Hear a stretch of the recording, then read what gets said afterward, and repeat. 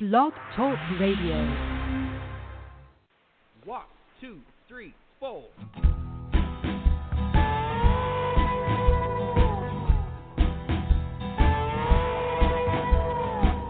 You've been away for so long, nobody knows where you've gone. I hear you living in LA. I hope you're doing okay. You make it seem like no one cares. You disappear for 1,000 years, so isolated with the life you choose. But in the end you're gonna lose. The eggs are frying in a frying pan, like Major Tom and the Rocket Man. Is there another way for you to go to save your soul?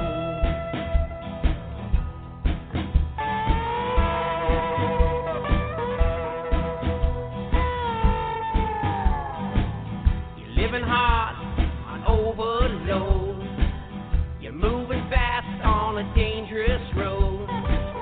Pills and cocaine up your nose, we know how the story goes. A long way up but a short way down. It only hurts when you hit the ground. Flying high is your only friend.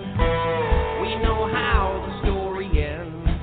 The eggs are frying in a frying pan, like Major Tom and the Rocket Man. Is there another way for you to go to save your soul? You wanna feel like no one feels, even though you know the pleasure kills. Can't see the hands reaching out for you, trying to pull you to the light.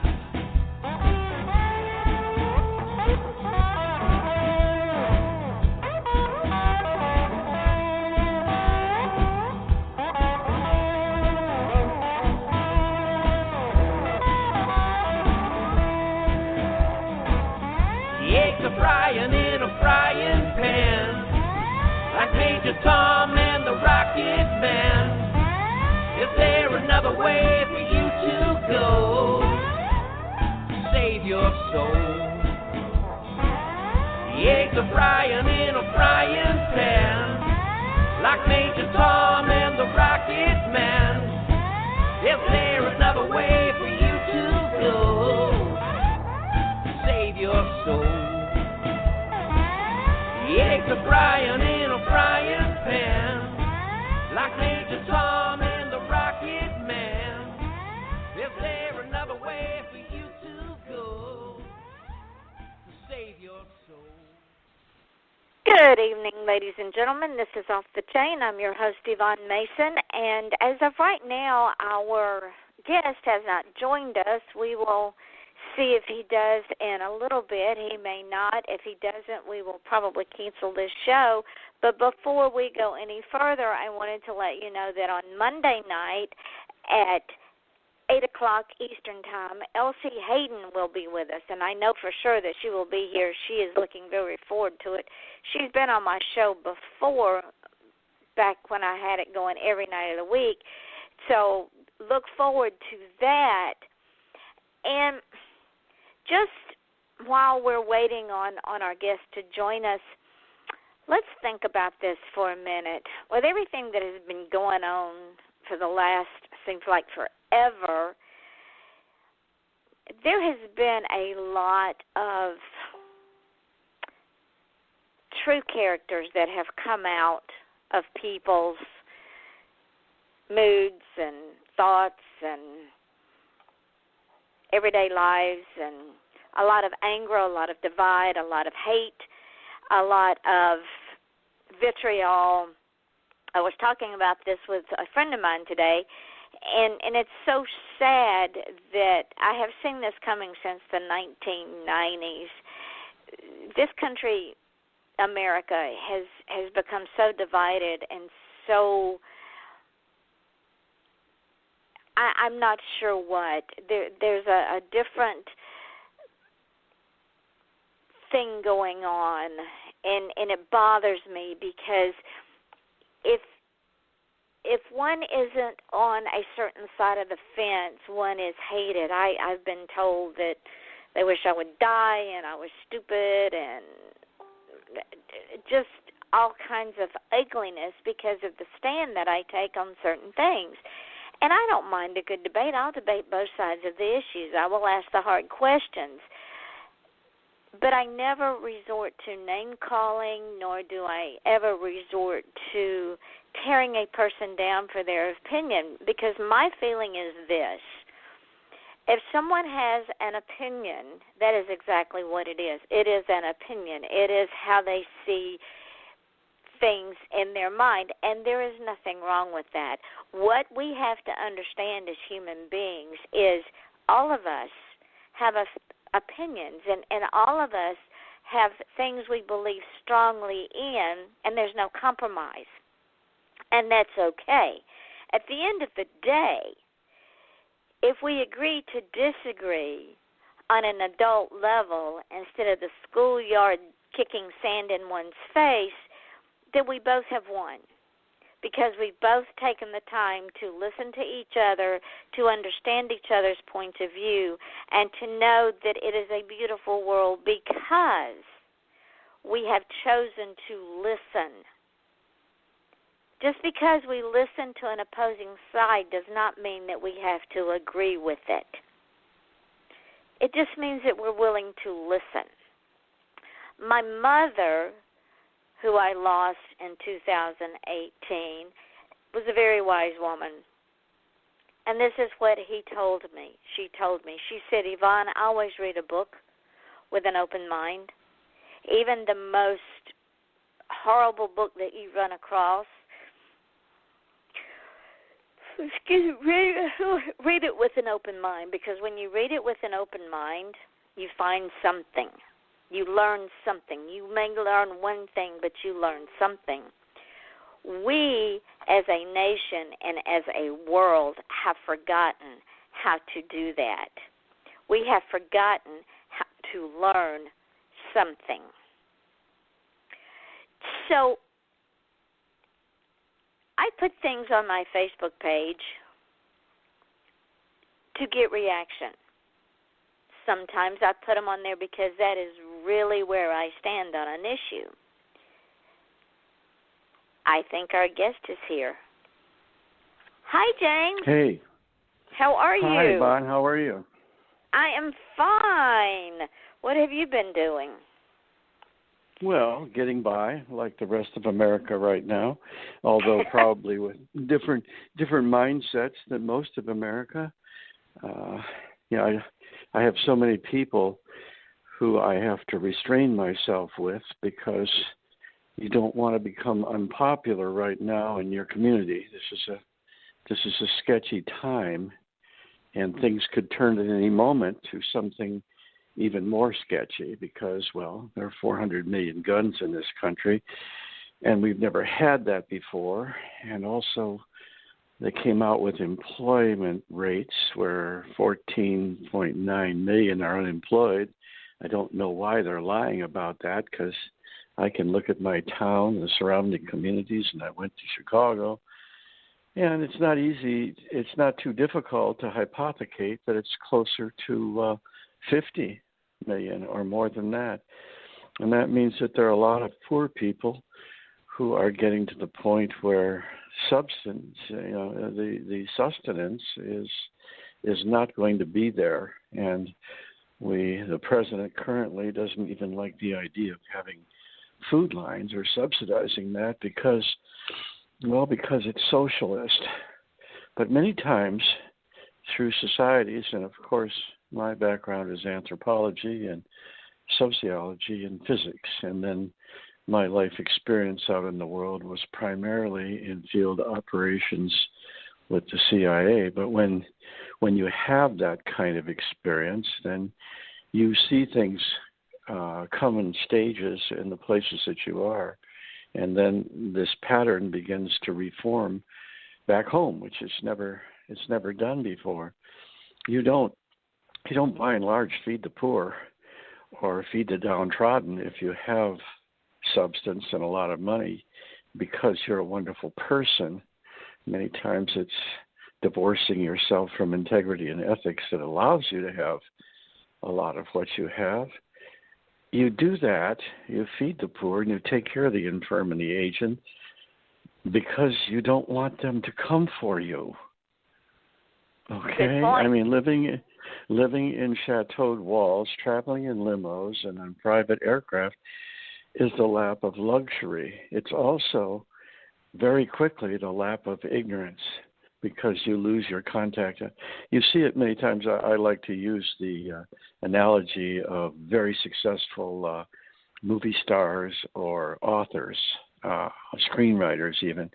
They start out with fantastic work that they develop when they're younger.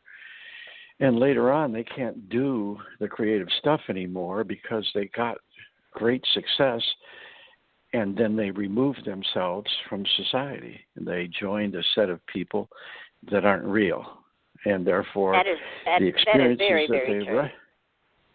the experiences they then write about are not ones that reach into people's hearts, because many times these people are among people who don't have that organ the way we know it as an emotional organ. They only have it in a physical sense. But anyway, so I've been at this life for quite a while, and this is a nervous time for me because of that life experience, and also a nervous time for necessarily presenting it at home. My op-eds in my local newspaper that I run are very much dealing with this, but in a gentler way than we talk about on this show, because probably not too many people locally are listening to the show, although there will be more now since Chuck, my IT guy, started putting you all over my web pages and Facebook pages. And I have a circle of people around, I guess, 75,000, 80,000 people that pay attention to me. And then I try to use that. Earlier I didn't, but now I try to use it as responsibly as possible. And part of that is trying to tell the truth about what you think, not necessarily about what is. I mean, what is a very difficult thing to discover. I left anthropology to go into physics, into quantum theory, because I didn't like the lack of reality in anthropology. Every time we found something that disproved a law or a rule, we discounted what we found and called that an anomaly and set it aside. You know, nobody still wants to deal with what happened to the mammoth and the mastodons up in Siberia that froze to death almost overnight with tropical fruits in their bellies 25,000 years ago. Well, that's not explainable by glacial activity or mild tectonic. Something 25,000 years ago happened. Well, no one wanted to deal with that, among other mysteries, so I went into physics where I could find truth. And then I discovered just at that time, Heisenberg and the observer phenomena came about, where how you look at something changes or determines the effect of what you're seeing, and therefore we became God.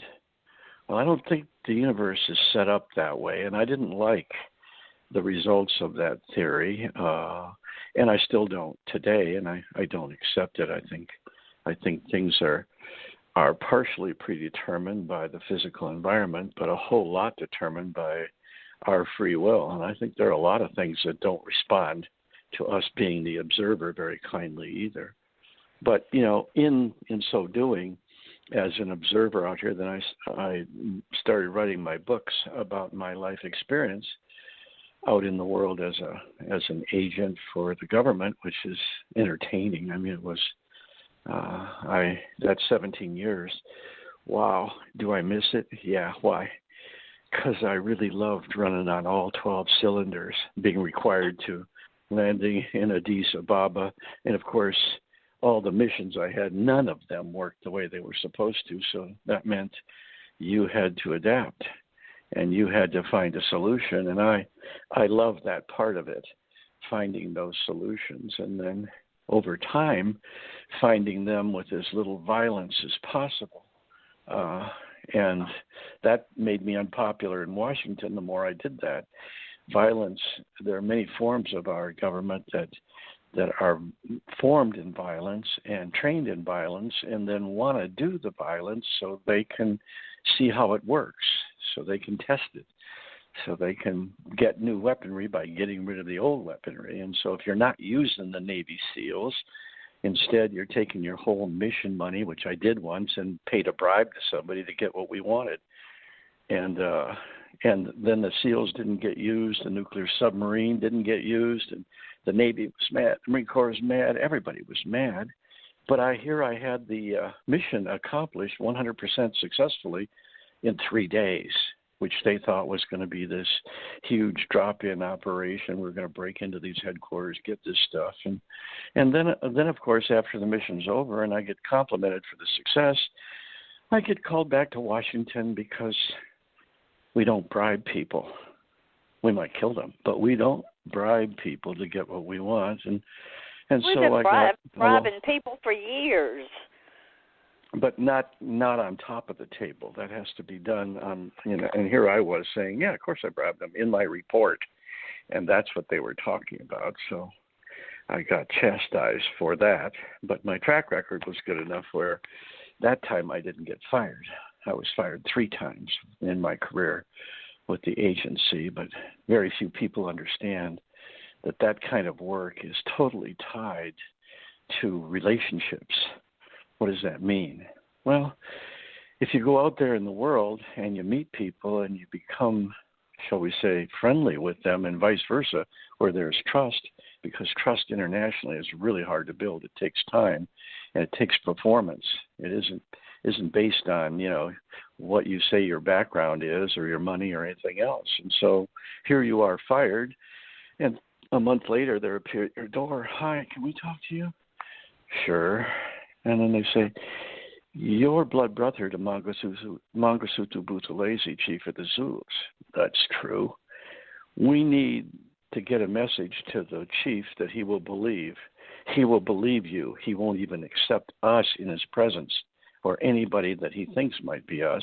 And he's certainly not going to trust another white man because he's Zulu. So here's the message we want you to give him, that he will believe because it comes from you. And he will believe you because he trusts you. This is how the agency operates. And then at that point, you as an agent have a choice to make. Now, for national security and other motivations that you might be convinced of, you might do that. But you also know that you're completely burning up the relationship. Buthelezi is a wonderful man, a great leader that he was back then, and you're going to destroy all that. Is the price worth it? And also, is your trust strong enough with the agency to believe what the agency is telling you that you're going to have to sacrifice? That's how the agency really works. So if you deliver that message, you're unfired and back in play, and everything is forgiven. And then you're fired for something else until they need another relationship that you have. I was friends with Hugo Chavez, Margaret Thatcher, Mrs. Bush, Senior, Barbara, wonderful woman. Certain people that I had relationships with because I had performed, they had seen the performance and would be really the only people to know it. And then you become trusted by them. And, of course, if you're working for the White House, the agency's always mad at you because the White House has things that they don't want the agency to know. You'll notice that under the current president. He doesn't trust the intelligence agencies at all, and a lot of them haven't. And they need things done that they don't want them to know because, well, they don't want anybody writing their book about them, which right. I don't do in all of my works, in my spy stories, if you will, the thrillers, the Bering Sea or whatever. You never see any revelations of those relationships or secrets or for that matter classified material, because I am a patriot. I have been all the way along, and Vietnam, where I was such a bad tour and so badly wounded, didn't change any of that. I still think the American dream is a wonder. The dream itself, that we're pursuing this, that we have been pursuing this with stops and starts and stutters like we're in right now, but we're in pursuit of this grand dream that so many countries of the world, the people don't even have any dream at all. It's always been wonderful to come home to the dream, and then to naturally put up with those parts of the dream that are uncomfortable and not working. And right now, whenever you start suspending parts of that grand Constitution, I start getting worried. I've never been a big proponent of people who tell me they follow the Constitution, mostly because I've never found that many people who really understand and have really read the Constitution. I've even been quoted by scholars, sections from the Declaration of Independence that they claimed were from the Constitution. And I'm going, well, wait a minute here. There's our contiguous documents, but there's a distinction there that you have to make, but you can't tell them that, otherwise you won't have a relationship with them anymore. And so a lot of times you just have to be silent. And so I've written these books. I have 7 published now. 2 of them are, a friend of mine said, I'm just finishing the 3rd book of 30 Days Has September. I always felt guilty that I only served 30 days in Vietnam. I was a company commander as a 2nd lieutenant for weird reasons that are all laid out in the books. But the books will end up being, when I'm done, I'm second to last chapter of the 3rd book now, the 3rd 10 days. The books will be as long or longer than the Count of Monte Cristo, 1,200 pages to cover 30 days. As my friend says, the 1,000-day, 30-day time. But you see, like in the spy novels, it's the detail that I put in that I think the core group that read me, I can't get regular publisher, I can't get Hollywood interested. I mean, I get some of the combat veterans who say this should be taught at the basic school or Annapolis or something, but the military's not going to teach these books because they are not in the mythology. They don't follow it.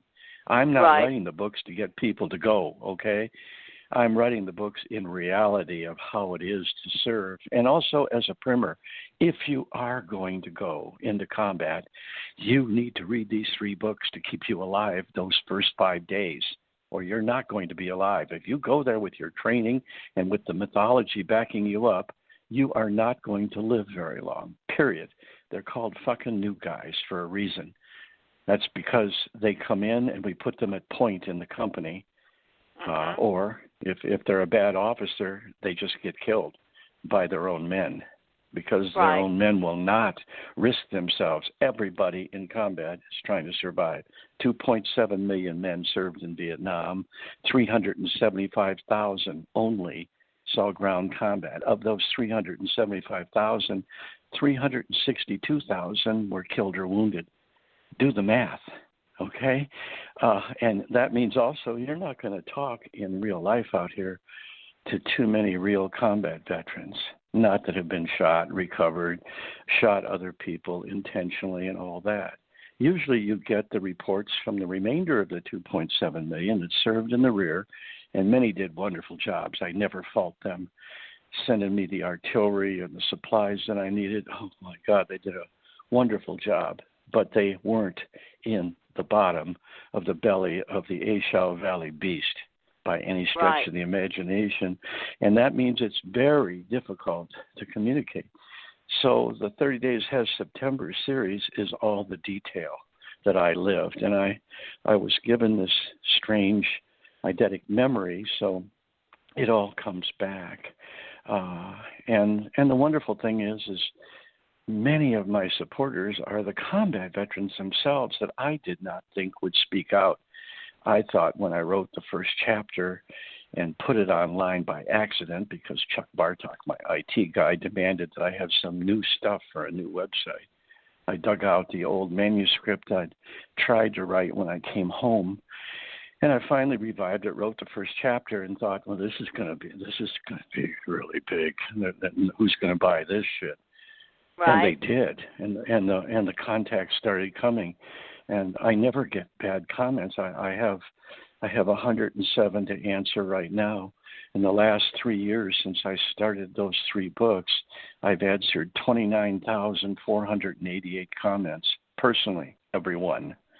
Every night I have to answer these vets. They are so poignant in their criticisms of the work and stuff that I'm just driven to answer each and every one myself. And of course, my wife said, well, what happens if, this really took off and you had 10,000 a day?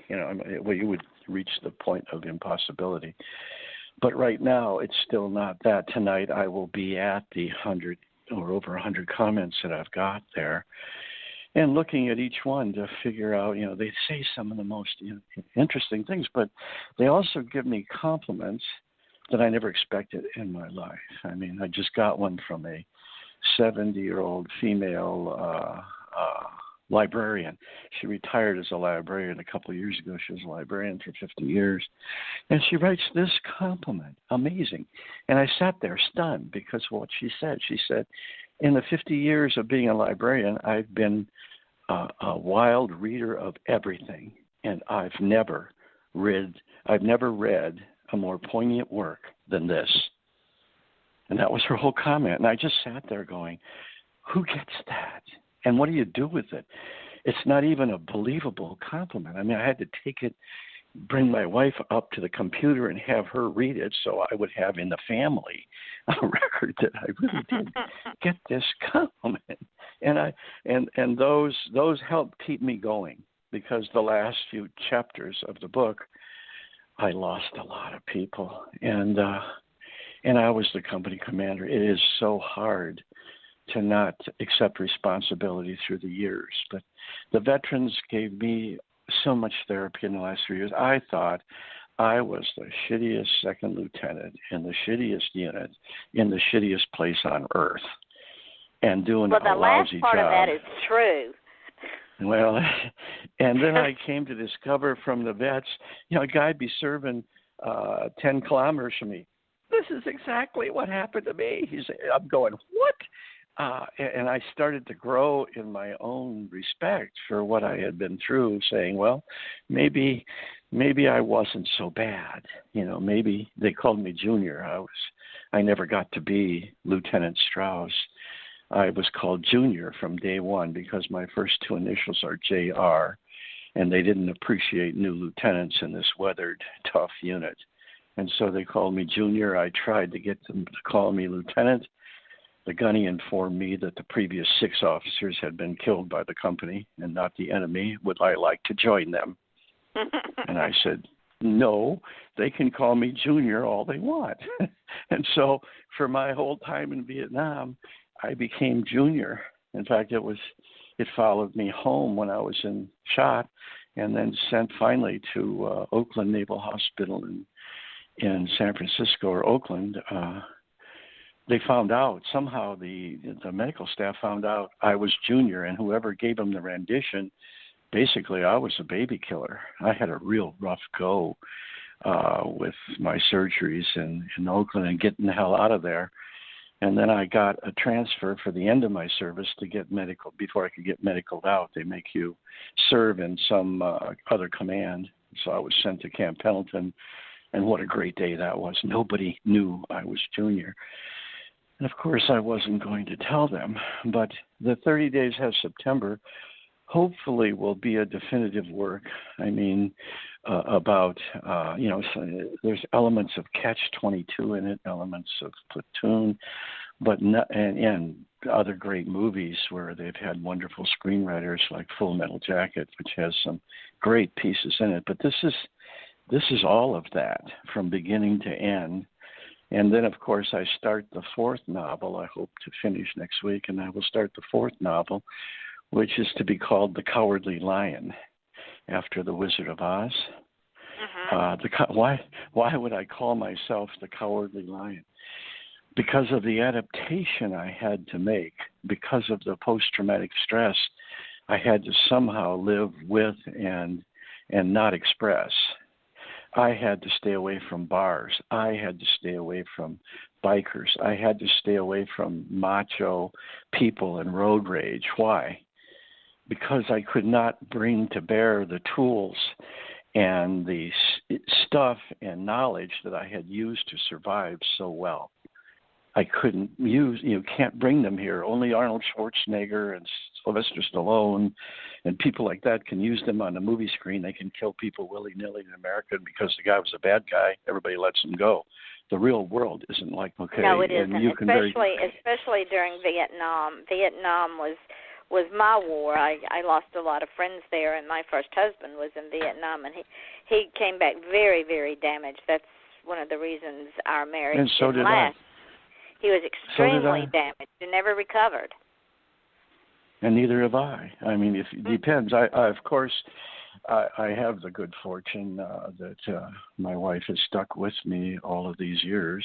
And I had that great good fortune. I mean, if I had not landed where I did and been dumped out at Camp Pendleton into the service of Richard Nixon at the Western White House, that's another weird one. But meanwhile, I had my wonderful wife and child, and I was in San Clemente.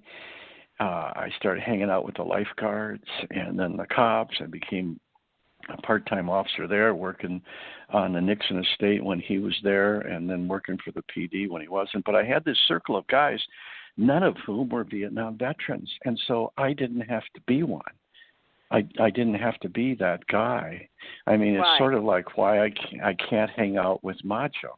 I have a lot more control over it now because that poor guy in the bar that's threatening me, he's thinking of kicking my ass or some other crazy thing. I'm not thinking that at all. Okay, he has no idea of what he's standing in front of.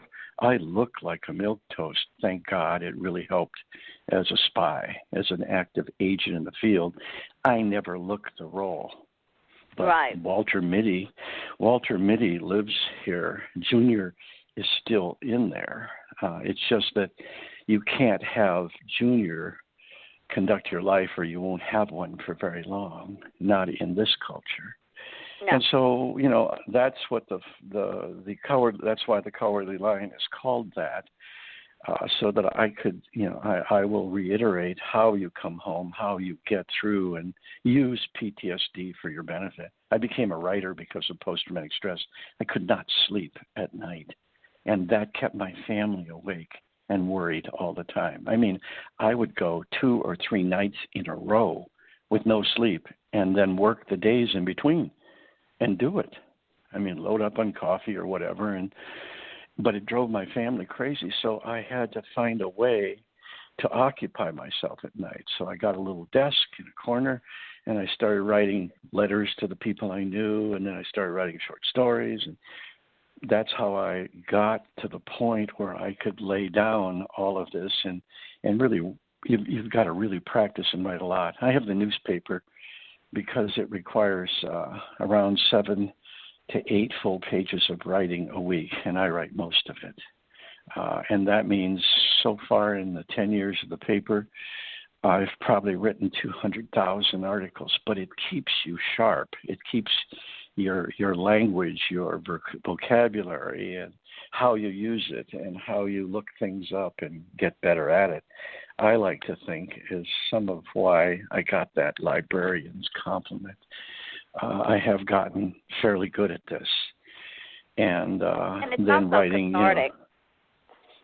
Yes, well, it is. It is. I mean, you can, the cathartic part is as a release, okay, and of course the response from the veterans is extremely cathartic, and it's not necessarily cathartic to be working in this part of it because it's so hard to remember those guys.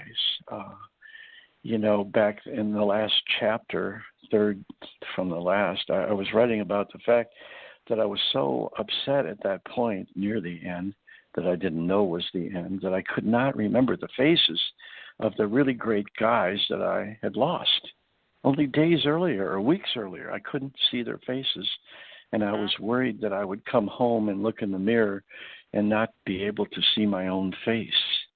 Well, I came home, and I landed at Travis Air Force Base in a plastic bag that they put you on and taped you up to the sides of the fuselage to get as many men wounded in this Starlifter that you could.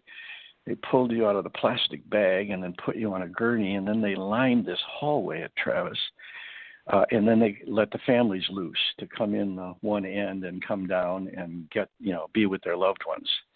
And my wife walks up, looks me in the face, and walks right by, does not recognize me. I had to call her back. It's me from St. Norbert's. I'm your husband. I had go through a proof, right? Really? Well, my expression in life had changed. My face had changed. I mean, yes, I'd lost a lot of weight and stuff, but to me it was like she can't see me. I don't have a face either. Like I had worried about only months earlier when I, before I'd taken the rounds I took. And then, had the good fortune to have what's called a survivor's body, that you could take 3 7.62 bullets through the torso at 10 feet range and live. That calls for an act of God, along with a survivor's body, which probably is also an act of God, but I didn't see that at the time. And so here I am with these books that no publisher will pick up. They're just too damn controversial, I think. And of course, I have a background that's not standard. I don't have a believable background. I can't go to a dinner party and tell people what I did. I mean, it's like UFOs. Oh, that's really intensely interested, this UFO that you saw or whatever. And then they leave the party and they say, don't ever talk to that crazy person again. And so you can't, and who wants to, you want to sit at the coffee shop and talk to someone and say, you ever heard of Burkina Faso? The capital is Ouagadougou. And in the capital of Ouagadougou, which is 3.5 million people, and nobody's ever heard of it, used to be Upper Volta. Nobody ever heard of that either. But in the capital of Ouagadougou, it's really interesting. All the cabs are yellow vans, Ford and Chevy vans that they drive around in. And to make it interesting, all the cabs have gone to putting art on their cabs. And you know wow. what motivated them to do that? They all paint their cabs and characters. And all the characters are from The Lion King. Oh, my goodness. Well, that's not a believable story, Yvonne. And so you're back, and then you can even go on the internet, and it took me like 45 minutes to find an illustration of that because somebody was calling me on it saying, that's got to be totally bullshit. Another Strauss story. Well, it was a Strauss story, but it was another one of those that was in reality. And,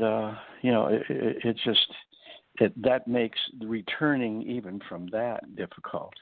Now, the CIA time was not as violent as Vietnam, of course, but, there was still wet work involved.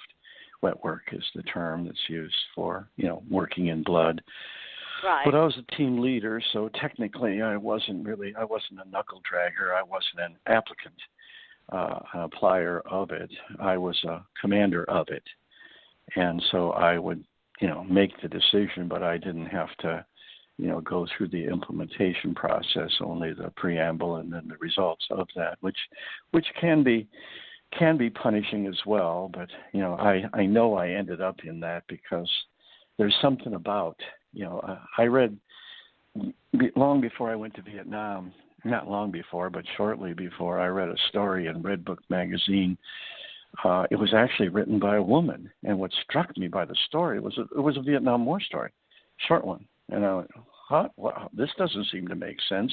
At that time, I didn't know there were women in Vietnam, some of whom got stuck in real bad situations, by the way. They wouldn't be called combat veterans. They'd just be called women in difficult circumstance. But she had written a short story. We lost a lot of women in Vietnam. I know. They have disappeared from history because people didn't think women supposed to be in Vietnam, but we lost a lot of women in combat. Man, they were, I fought the NBA, and they had women that were good. They were tough and they were good, and they fought, viciously. The NBA, as I portray in my books, was not this bunch of wimps. These were smaller versions of the United States Marine Corps, and they had honor. Right. Several times they acted with that honor in our books. Once we all left our packs and everything to go fight a group of them because we had to travel light for about 10 kilometers and then fight them and come back. Well, while we were gone, another NBA unit found our stuff, and then they drove a stake in and put the commanding officer of the unit's helmet on it to let us know that they'd found our stuff and left it just like it was. Wow. How bizarre was that was one of those strange moments. Or when we fought them to a standstill at Hill 975 down at the base of the river, they came at us and we took them down and we went back at them, and it was a charnel house. And then we stopped, and it was around 2 a.m. in the morning. It was raining, and a couple of them came out to retrieve their dead on the river mud flat. And so I said, well, let's go get some of ours. And like in the armistice of World War I, we go out and we're among them. And they're among us. We're all getting our dead, and no one makes one move of violence or shooting or anything. And we all recovered our dead. Then we went back, and then everything started, all over again. But that moment in time was a weird one, just like the driven stake with the helmet on it. I wish I had that star on that helmet that the guy had stuck there, or would have some. See, in combat or in war, and also in the CIA, it's like working a mosaic. You got 17 pieces that you put here, here, here, and there, and no matter how well you place them, you never get to stand back and see the picture the mosaic is building. And so right. You're always in the guys that got medevaced from my unit and were wounded. You never even find out what happened to them ever. Cowboy flew a Sky Raider over me dropping bombs, and he would come so low in this wonderful propeller plane, he and his friends, that he would wave from the window. And he gave me Junior. I didn't care for at the time as a nickname, but he called me Flash over the radio. He thought I was Flash Gordon, and I loved that. And he was Cowboy up there, self-named up there, and he would wave at me, and I can still see him waving out of that cockpit because these planes flew real slow and could come down real low, and he'd tip the wing down, then he'd wave at me. I tried to track Cowboy down through the Association of Former Sky Raider Pilots, but no one ever knew anybody with that nickname. But a lot of people just had nicknames. I've found a few, but very, very few people do. And you never got it. You never knew his real name. No, I never found out who he really was ever. They come out, fly over you, drop bombs, take care of you, and then they're gone. The guys at the battery, Army battery that fired for us, Ripcord. You never found out really who they were. Everything was in code or a nickname, and it's really kind of funny. And I went to when I was long home, maybe on 1982 or 1983. I'd come home in 1968, and so it was quite a while. I had an insurance office, an outlying insurance office out of the main one in Albuquerque, and it was in a place called Socorro, New Mexico. In my books, one of my characters is named Socorro, by the way, for that town, because when I went to that town to check on my agent who was there, she took me to her bank to meet her banker, Home Burson.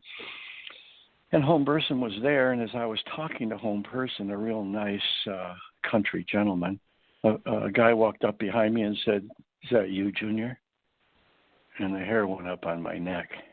And I flipped around, and it was one of my guys right there. And so we talked we only had a brief time because business was being done. But I said, I will be back next Thursday. We will meet for lunch and talk. And he said, great.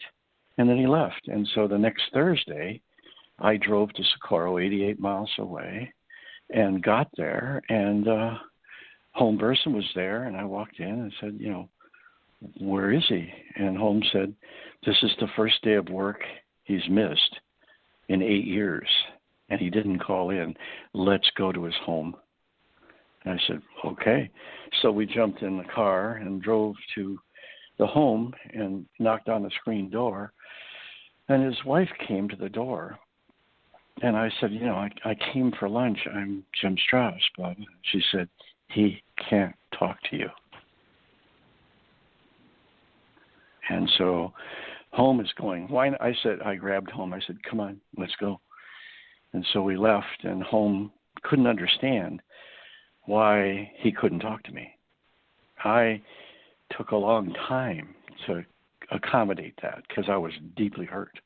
I felt bad enough about my performance as junior, and I just thought, well, there's more confirmation of that. But, and of course my wife, being a wonderful therapist she is on this sort of thing, says, you're always thinking it's you, Mr. Egomaniac. It's him. It's not always about you. Yeah, it's always about me. What happened is when he saw you, it brought up all of the things that he tried to keep pushed down. Because that's a lot of what we did. It's like me being in San Clemente with those other guys who weren't Vietnam veterans. And then I didn't have to, I could not, I'd stay awake at night because I didn't want to deal with the dreams. Not nightmares, but those particular dreams. And the dreams can be worse than a nightmare, because a nightmare you have and you're shattered by it, you wake up and then you recover. The unsettling dreams, you don't. They just keep playing with you. You want to hear an unsettling dream? I wake up at night on occasion, and I see this twisting road coming down a mountainside, and sitting on both sides of the road are Vietnamese people in their typical squatting positions, and they're all staring at me. They're not blinking. Their dark eyes are just staring. They have no expression. And I look at them, and they look back at me, and that's the dream. And I never get to know who those people are. They're not recognizable. I mean, I didn't associate much with locals when I was there because I was in deep conflict in a deep valley with the North Vietnamese Army itself. I wasn't dealing with the civilian, guerrillas or any of that. I had the trained North Vietnamese Army down there. And so where did they come from? Where do these people come from? Who are they? But maybe every once in a while. Maybe it's the people that helped you in combat that you never got to thank. Well, it is, except why wouldn't they be Americans? Why would they be Vietnamese? I had a great Montagnard, Nguyen, my Montagnard scout. Unfortunately, the guy that was the translator, because he spoke the Montagnard language, one of the dialects, and not English, he got killed. So that left me with my scout sergeant who didn't speak English, but somehow my 17-year-old radio operator developed a relationship with Nguyen, and who mostly remained silent. And so he'd go translate, and I said, you don't speak his dialect. You're 17 years old, for Christ's sake. You barely speak English. And he's going, I don't know. I just know what he means, what he said. So then I'd talk to my radio operator, Fussner, and then he would talk to me, and then we would actually get things accomplished that way. Although Nguyen didn't need much in communication, he became my best protector there, and he was always hanging around just in case someone had the idea that they needed a new company commander, which basically is the way they get one, right? I mean, I had an uncle and who told me the truth, and I didn't know it because it wasn't believable. I was an FNG when I was a kid, and here I am in college, my sophomore year, and we go to my uncle's house who drinks too much, and he's abusive, and he's a salesman for a pharmaceutical company and all these, but he's a real egomaniac and all that stuff. So, but one day he says, when he's 3 sheets to the wind, you want to go up and see my war artifacts, my stuff I brought back? And I said, sure, Uncle Jim. And I remembered that he had fought as a staff sergeant in the Army from Normandy all the way to Germany. And that's all anybody ever said in the family. So I'm going, what artifacts? So I go up to his attic with him, and he starts bringing out German helmets and a Luger and all this other stuff. And I'm just entranced as a kid, right? You never see stuff like that. I mean, I never handled. He had a spoon with a real swastika on it, It's just bizarre stuff, but very meaningful to me. And so he's sitting there drinking straight from his bottle of Bacardi Light. And I said to him, just out of nowhere, I said, what was the worst thing that happened to you in the war, Uncle Jim? And he said, well, I was the platoon sergeant, you see, as we came across from Normandy on our way to Germany. And every once in a while, we'd get a really bad platoon commander, and my job was to kill him. And I said, what? He said, yeah, what do you do if you have a bad platoon commander in combat? You got to get rid of him. You can't report him. You got to get rid of him. And I said, oh, yeah, really? Okay, fine. Nice night, Uncle Jim. So I went downstairs and completely discarded the whole conversation till I was a company commander in Vietnam. And the gunny said, the last 6 guys were killed by our own men. Do you want to be one of them? And I went, Uncle Jim was telling the truth. Oh, yeah. Holy cow. Holy cow. Uncle Jim isn't with us anymore, so I can say that. But and he came back with decorations like me, and portrayed as sort of a war hero, something else you never want to be as a war hero, by the way. Most people who've experienced that in one way or another call it the hero turds syndrome. Why? Because when you become a hero, everybody honors you and holds you up. And then a little time goes by, and they want to pull that little stool out from under you and bring you back to their size because you got to be too big. And especially men, especially other men. But they don't pull you back to their size. They pull you down until you're this mush on the floor. And you're not ready to handle that because of the experiences you've had that got you all that stuff. You're not ready for anybody can handle that. My God, here's the Profiles in Courage Award. That's how I met Jim Webb, that's how I rejoined Jim Webb, who became Secretary of the Navy. He was Undersecretary of Reserve Affairs when they sent him to Kirtland Air Force Base to give me the Profiles in Courage Award. So these 1,000 people sit out there, and I'm there. And my wife turns out to get mad later on because I thought 3 people would show up. And it was this giant affair with all these admirals and generals. And, oh, God. So I'm called to the podium, which is like 50 yards away. So I get out of my chair, and I go to the podium, and I'm supposed to say a few words while they give me this big plaque and all that other stuff. And I looked up and I said, Webb, is that you? You're that Webb? And he looked at me, he said, you're that Strauss? And I said, yeah. We had been on each other's flank in the same battalion in Vietnam. And we'd seen each other off and on, have a cup of coffee next to a rice paddy or run into each other at a CP. He was fabulous over there, fabulously regarded by his men, by the way, not like me. In fact, he had a little lecture for me one day about how I had to kind of change my behavior. And I did. I got better. But nevertheless, so I don't speak. He hands me the plaque. He said, let's go to the bar. And we walk off, and all these everybody's left behind us. We go to the bar. He won't even let any of these admirals or generals in the bar. And we sit there for 3 hours till we're totally stoned. And then he went back to Washington. He wasn't Secretary of the Navy then. He was Undersecretary of that. And then when he was inaugurated into Secretary of the Navy, he invited me, and I went there. And then he invited me to the Pentagon the next day, where his office was going to be, or is.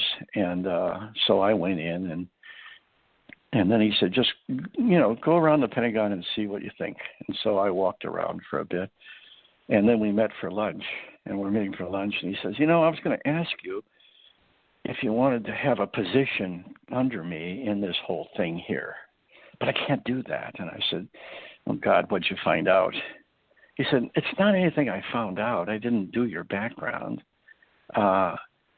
Since this morning, I've had 5 written complaints about your behavior. You don't treat flag officers with the respect they demand. Well, no, I didn't. I asked one admiral, I said, how could you possibly be an admiral in the Navy and have 4 ribbons on your chest, right? Well, that did not go down well. And it just, you don't say things like that to those kinds of people. Not work in the Pentagon anyway. So I went home. Well, you're not going to believe this, James. We have reached almost the end of our show. Oh, well, I didn't mean to take it all up that way. Of course, that was why I brought you on. But I do want you to tell everybody where your books can be found. Oh, well, they're all on Amazon, all 7 under James Strauss. And, the Bering Sea, the 30 Days of September. I have actually, I've got a series of novels out about an asteroid hitting the planet and what happens after. 80% of it is true, by the way, the facilities and everything else that I use as the background for this, and even Star Black, the name of the protagonist, is a real woman from my youth.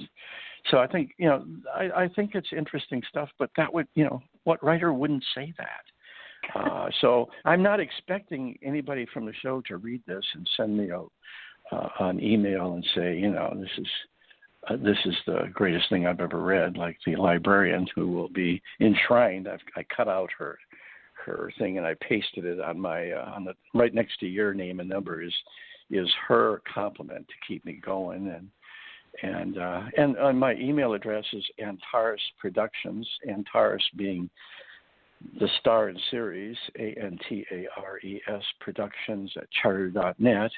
I stole the name from the Antares project in Los Alamos, where I worked for a while, the laser fusion project that got canceled. So I just incorporated and used their name. Anyway, Wonderful. It's been a pleasure.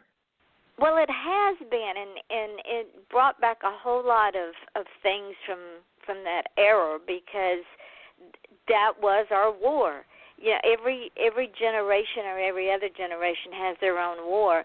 My mother and daddy's and my late husband's was World War II, and our war was Korea and Vietnam. So it brought back a lot, and I lost a lot of friends over there, a lot of kids I went to school with, and I hope that we never get to the point where we treat our returning vets the way we treated our vets coming back from Vietnam ever again. Well, I don't think we will, but I'm worried right now about how we treat our fellow citizens in this situation. One day at a time, my friend. One day at a time. I know.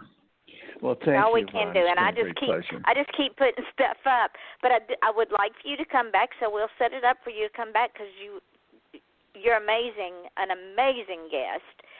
And well, thank you. When this show gets up in the archives, I will tag you in it so you can spread it around. Okay, I will so do. Thank you, and you, of course, because having this show means a lot to a lot of people. I'm sure it means a lot to me, because I listen in when I can't, when I'm not on as a guest, I can listen. And right. You come up with some really interesting stuff that hasn't occurred to me. And I think, all of us need this education in wariness. Be wary. Be an observer. Do not like your leaders. Your job is to question and criticize. That's the American way. Well, I trust nothing and question everything. I know. Ladies and gentlemen, this has been Off the Chain. I'm your host, Yvonne Mason, with my guest, author James Strauss. Check him out on Amazon. Friend him. He is an interesting character.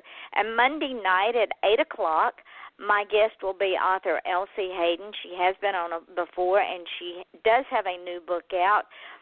And in this time that we are now in, yes, just like I've always done. I trust nothing and question everything. Lost some people on my page for it, but if they can't take the heat, then they need to get out of my kitchen is all I'm going to say, ladies and gentlemen. I am not unkind. I do not berate. I do listen. I am a great listener, but I will happily agree to disagree, and most people can't handle that, right, James? You've got it. I mean, I live it, or I wouldn't have the newspaper. I do. Controversial as it remains, as you are, which I much enjoy. So with that, we will say good night, and we will see you all again on Monday night. And we are now off the air, my friend, so I am going to let you go so you can get back to your family. Okay. I hope, I don't know where any of this goes when we start talking because I have no script. I don't either. That's why it's called Off the Chain. Well, that's wonderful because I think you get more real, credible stuff that way, rather than we get so tired. I get so tired. Why did they give these readers to the presidents and everything? Why can't someone stand up there and just talk to us? Our because leaders they don't need a. They don't need script writers. I'm going to tell you. Yeah. They really don't. And if you get in trouble, you get in trouble. It's just the nature of the beast. You deal with it. Yeah, well, if nothing else, Donald Trump has proven that, that there's a lot more liberal nature that you can have and survive as president than otherwise. Exactly. That people thought before. Okay, kid? All right, my friend, I will get this thing up and I will get it to you so you can spread around the wealth. You got it. Thank you. Bye-bye. All right, darling. Talk to you later. Bye-bye.